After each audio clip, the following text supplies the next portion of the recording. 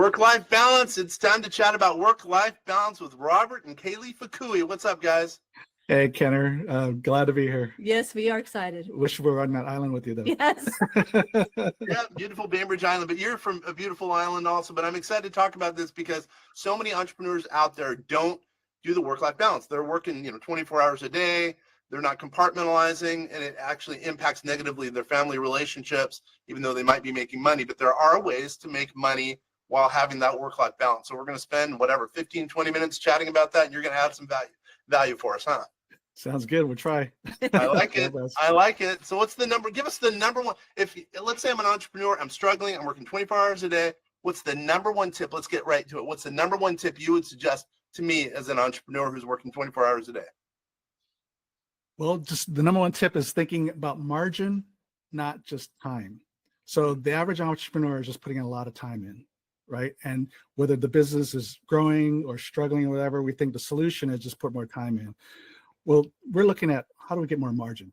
And so when you're looking at like profit loss, right? The bigger your profit margins are, the better you have, because that's money in the bank, right? But if all you're doing is like in sales and volume, right? If you're just doing sales, but you have so many expenses that you have no margin, well, that's not good, right? So we've had clients where they're doing, $3-5 million a year in revenue and making nothing, versus same client, we adjust their pricing and their margins, and now they're doing $1.5 million in year in revenue, but making 50% net, 15% net, right? So which is better? So that's just a great example of thinking about margin. How do we get more margin in our day and make, be more productive, not just put more time in? So that's tip number one. Yeah, I like that. Nice job, Robert, because I think so many times entrepreneurs don't think about margin. They just think about top-end growth or gross, either one, right. And they don't think about the margins, and the ways to obviously make more money potentially is increasing your margins on a net basis. Yep. Absolutely. Yeah, I like it. So by the way, before we get to it, why Robert and Kay Lee? What's the deal? I mean, do you guys have the background? Do you guys have the cojones I get it, cojones. I think that's a to get it done for some of these listeners and viewers out there? Well, I'd say from past experience, I'm third generation entrepreneur. So I came from an entrepreneur family, and my dad worked 6 days a week. Even to this day, my high school graduation, I'm not so sure my dad was there. So I'm a product of that. And it was challenging growing up in that whole household. And we didn't want our clients to have to go through that same thing. Mm-hmm. Yeah, and that was the same thing. Actually, my dad wasn't a business owner. He was a pastor. But same thing, his focus was so much in the ministry, the family took a back seat. And so we're just kind of a product for an environment. And so when we started our own business, we started to repeat the past, basically. I started grinding it out, working till 2 a.m., right? Because I felt, the kind of the operative word was busy. Like we had to be busy. It almost seemed like if I didn't say I was busy, like, you greet a friend and you say, how you doing? You ask how they're doing. And the number one response I would hear was, I'm busy. I'm busy. And then I started saying the same thing because I thought, well, if I'm not busy, I must not be doing well. Right. And so I started adopting that same language. And then, of course, practically speaking, I started doing that. And then it got to the point where I'm like, wait a second, this is not what I signed up for. I'm moving from corporate environment to have my own business, to have more freedom. Yet I'm working till 2 a.m. This is stupid, right? It does not work. Totally. And if I take the money I'm bringing in divided by the hours, I'm making less money than the Chick-fil-A guy, right? Yeah. Yeah. And so I said, I guess why trust us, why we're the person with the solution is because we just decided there's got to be a better way. That's all it comes down to. And we just figured out, just like in business, if there's a problem in the business, we're going to figure out how to fix it, right? But in our work and our life, when it comes to work-life balance, we've just accepted it as normal, right? We hear from business gurus that you got to go all in, you got to sacrifice your personal life, don't expect to have a social life, right? And we just bought into that. Yep. And then we said, wait a second, there's got to be a better way. And so the first step I took to try to reduce my hours is set boundaries. We talked, just before we got we went live here, how, your 3-day weekends and you don't take calls after 4 o'clock on Thursdays, set boundaries, right? So I did the same thing. I said, okay, what's the boundary I can create? Because I was working the corporate job and then starting the business on the side to eventually move. So I did have to work evenings after my day job, but I thought instead of going to bed at 2 a.m., what if I got to bed by 11 p.m.? That's 3 hours a night times 5. That's 15 hours. That's 2 nights of sleep, That's a basically lot. extra, right? Yeah. And so that was the first boundary I created, was get to bed by 11. And then I figured out what's the stuff that's just keeping me busy, but that's not productive. Yeah. And that was the first step. And so really it was just by our own experience growing up and in our own experience as we're moving into business, and then saying, hey, there's got to be a better way. We want to prioritize our life, our marriage, and still be able to build a successful business. And how do we do that? Yeah, that's brilliant. It's like the Pareto principle. 80% of your resources are gotten from 20%, top 20%. And the way I look at it, if you have a high top 20%, you're going to be that much more productive. And if you only have, let's say, 4 days a week to work versus 5, you're going to try to be more productive during those 4 days a week. Absolutely. And so your minimum check, instead of, I'm making this up, $10,000 for a service or whatever, might be $20,000. So your net, your margin ends up being better, and you could still spend more time at home. I think that's brilliant. I mean, people have got to look at the end result first before they look at the beginning result. That's the way I look. And to your point, the research, productivity research shows that we're only mostly productive 20% of the day. Yep, totally. Yeah. That's So totally true. 80% of the time, we're really just, there's a lot of busy work, right? So it's really focusing on what makes us the most productive, and focusing on that. Yeah. Yeah, I love it. Nice. All right. So, excuse me, I have a cold. So let's go back to the margins. So you mentioned margins really important. That's the first thing people should look at, which is 100% true in my opinion. What's another tip that would add value to a viewer, listener who's an entrepreneur? Let's say they're a real estate agent or operating a little business, and they want to work-life balance and make more money, etc. I'd say redo your whole calendar. Put down what your priorities are, like your family, your date night, your children got a ball game. Put those things down. We have a weekly meeting, the two of us, Monday at 3:30. Put that on the calendar first, and then put all your work stuff around that. Otherwise, you won't have time for family if it's all filled up with work. Yeah. Exactly. Look at Kay Lee. That's exactly right. So, okay. So how much time do you guys, you don't have to give me that specific information, but I'll ask this anyway. How much time do you allocate to on Monday at 3:30 to private time versus business? So the private time is kind of daily. Every morning, we spend about 15 to 20 minutes first thing in the morning. And what we do is, because we're people of faith, we pray together and then just do our check-in, right? So that's a minimum 15 minutes a day, right? And then, we'll talk throughout the day, but that's that dedicated time. And then the weekly meetings is 90 minutes. And it's a mix of personal stuff and business stuff and checking calendars, syncing calendars, really getting on the same page and staying on the same page is what it is. We go over our finances, our vision to make sure we're on track. It's so easy to get sidetracked if you're like me, because I have 101 ideas for Robert to implement. So those are some of the things. And then quarterly and yearly, we have more extended meetings, our business meetings.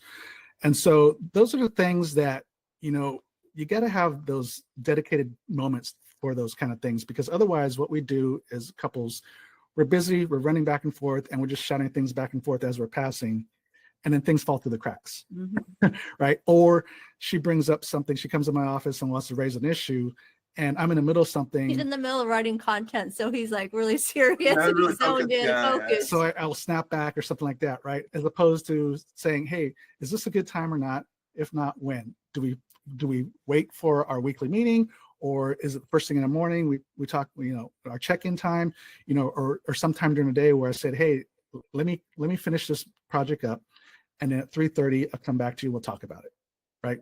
So we got to have places to put those kind of be able to talk about those issues when we're focused on each other, and not just two ships passing the night and throwing things back and forth. Yep. And then what happens is we get arguments because it's not a good time for me to bring it up. And then we get an argument because I'm just upset. Right. And so that's why those, prioritizing on your calendar, as Kay Lee was saying earlier, putting those priority moments in your calendar is so important. Otherwise it doesn't happen, because our calendar gets filled up with all the busy work in the business, volunteer work, or just errands or whatever. Right. And so we don't prioritize. If our marriage, our family is a priority, then put those things on the calendar. Make sure, hey, I want to get to my kids' ball games, or I'm going to coach. I mean, we're just talking to this guy, Bob Bodine, and he's a big sports executive search guy. So he places like Bob Selig in a national, in a Major League Baseball league, for one example. And so he travels all the time, but he says, no matter what, I was always back to coach my kids' games. Yeah, that's awesome. Yeah. And, if there's a meeting in California, he says, okay, but I need to be back home by X amount of time or X day, right? And so that was a priority, even though he's busy traveling, but he just made sure that those things he protected. Yeah, that's okay. I got you. So a lot of your coaching, excuse me, a lot of your coaching is really work-life balance, which we already discussed. And you actually kind of do the priority, help them prioritize, also doing margins, figuring out the margins. And then at the same time, you're meeting with them twice a month, meaning the clients, and getting them to understand kind of that philosophy and therefore them to be more profitable. That's kind of a summarization of your situation. All sound right? Yeah, basically, we start with home and say, okay, what's the priority? How do we create your business plan for home? And then we move into the business and say, okay, now how do we do this better? Yeah, I totally get it. All right. So, and by the way, let's say someone wants to get a hold of you. I always forget this. Let's say someone wants to get a hold of you. How do they get a hold of you? And I think there's a book out there that sounds like it would add value to some of these people who are trying to help their business and their personal life. Yeah, Tandem, the Married Entrepreneur's Guide for Greater Work-Life Balance. And just go to marriedentrepreneur.co/vast voice. So we have a specific landing page just for your audience, and in it, some free goodies. Yep, in it is access to our book, but there's also a free download for work-life balance as well. Tell us about the free goodies. I think some of the people will probably like that out there, right? It's basically it's almost like a workbook, digital workbook to help you, just the stuff we're talking about, how to create boundaries, how to communicate better, and then in the business side, how to increase your margin of time and money in the business so you can make more, but have more time to be able to dedicate in the things that are most important, including like a lot of times in business, entrepreneurs are so busy just doing the work that we don't get to work on the business. The things that we love a lot of times is the last thing we're doing. 100%. Because we were so in the weeds, we don't think about the greater forest. So we need to create margin of time in the business too, so the business owner can focus more on the business stuff, more the vision, the long-term planning, and all your the zone of things. genius. Yeah. So, okay, tell me a little bit more about the book and or the free worksheet, because I think it sounds like that's a good spot to go to, so it can add value right off the bat, and people can learn about your philosophy, your situation, how you help some of these people out there. So tell us a little bit about both, if that's okay. Yeah, I mean, the free worksheet probably is a good place to start if you don't want to pay $20 for the book. Although, like I said, one tip in a book that can help your life or your business or both, right? Probably way more than $20. More than the book. But the worksheet is kind of like the streamlined version of what's basically in the book, essentially. How to prioritize your family time, boundaries, setting boundaries, and how to create more margin in your time and money in the business. But the book goes more in depth as far as our story. And then each chapter is dedicated to some aspect, whether it's conflict resolution, setting boundaries, getting on the same page. And then in business, how to increase your margin of time, how to increase your margin of money, and how to really measure performance. So you're focusing your business efforts on the right areas of business. And then at the end of every chapter, there's a workbook. Oh, in it. Oh, I hear you. So it's worth the $20 is what you're saying. Yeah. And then you can also, there's also a link there to contact us if you want to talk to us directly. Perfect. So, and give us one case study where you've completely turned the entrepreneur's life around. Let's say there's an entrepreneur who's working, 1,000-hour weeks, because there seems like there are some out there, right? And you've completely made it so now they're spending time with their family, and they're also, who knows, making more money. Give us one case example without mentioning names unless you can. Yeah. Well, a great example was it's an e-commerce company, and they weren't even barely paying themselves, and they're doing $5 million a year revenue too. And there was, like I said, there are so much expenses that they had very little left over, even just to pay themselves. And so what we did was, number one, was looking in the business and say, you're spending too much time in the wrong areas. You're spending too much money in marketing.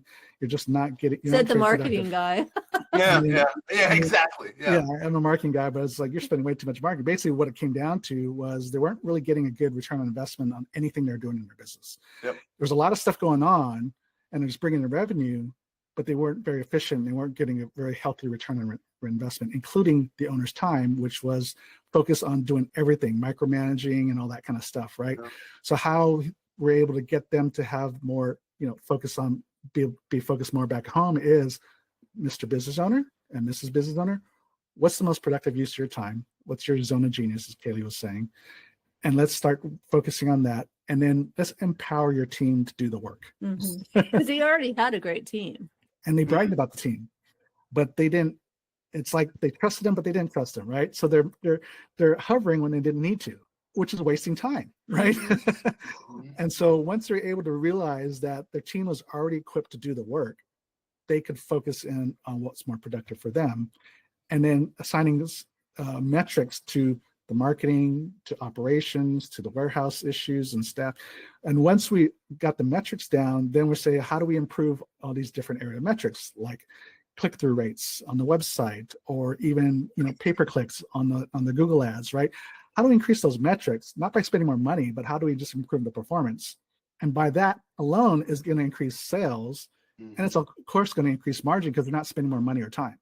Yep. We're just increasing margin. So just one snapshot of how we went from them losing $800,000 in 1 year to getting into the black in 12-month span, and freeing up their time, being able to spend more time together, was just a beautiful thing to watch. Nice. I like it. That's a good case example. It's a very good case example. I'm sure there's many out there. Let's circle back one last time. How do people get a hold of you for the workbook and or again for the book itself? Or let's say they want your consulting, any of the above. marriedentrepreneur.co/vast voice. And all that's right there at the landing page. I like it. All right. How about in closing, any last thoughts, maybe some things that we didn't talk about that we probably should have that can add some value again to the listeners and viewers out there? We like to get our couples to sit down and come up with a vision for the business and for their personal life or as a family, because that helps keep us strong in a bond and we can work together in the same direction. And a lot of times it's a better plan than it was with just one of you, because you're like, oh, I didn't think of that. That's a great idea. Let's do that. And it's something to look forward to. Look at you guys. That's very good. I like how you guys are working together, and it sounds like it's helping your relationship, and it's also helping your business, helping net worth, and making, who knows, more jobs out there. It's better for the overall economic environment as well. Yeah. And for me, it'd be, you have more time than you think to prioritize your family life and still build a very highly successful business. 5 minutes, just intentional time. We interviewed this guy, David Meltzer, and he's a big sports marketing agent. And he told us that, he gives each of his kids 5 minutes a day, first thing in the morning, just to talk, right?